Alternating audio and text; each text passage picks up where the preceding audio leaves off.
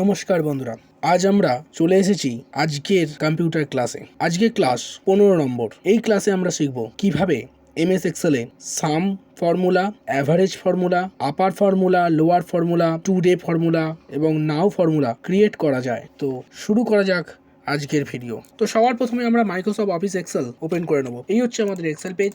আমরা এখানে কিছু ডেটা তৈরি করে নিই। তো এই হচ্ছে আমাদের ডেটা। এখানে যদি আমরা টোটাল করতে চাই, এখানে আমরা টোটাল করার জন্য সাম লিখে ব্র্যাকেটের ভেতরে এই টোটাল রেটটাকে সিলেকশন করে দেবো এবং ব্র্যাকেট ক্লোজ করে দিয়ে এন্টার করে দেবো।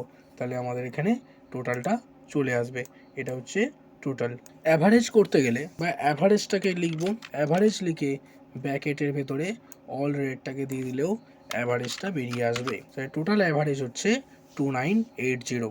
আপার ফর্মুলা হচ্ছে কোনো নাম, কোনো টেক্সট লেখা, সেটা লেখা হয়েছে ক্যাপিটাল এবং স্মল লেটারে, কিন্তু আমরা পুরোটাই ক্যাপিটাল দেখতে চাইছি।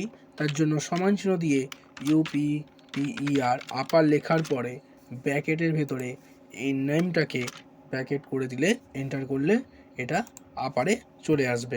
লোয়ারের ফর্মুলা, এখানে ক্যাপিটালে কিছু টেক্সট লেখা থাকলে সেটা lower is equal to lower ব্র্যাকেটে এই নেম বক্সটাকে স্টোর করে দিলে এন্টার করলে সেটা স্মল লেটারে অর্থাৎ লোয়ার কেসে চলে আসবে। নাও অর্থাৎ এখন।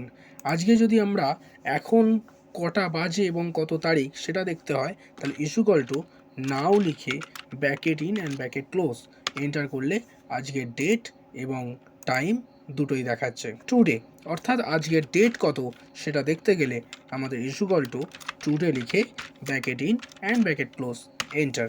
টুডে অর্থাৎ আজকের তারিখ দেখিয়ে দেওয়া হচ্ছে। এই ছিল বন্ধুরা আজকের ভিডিও।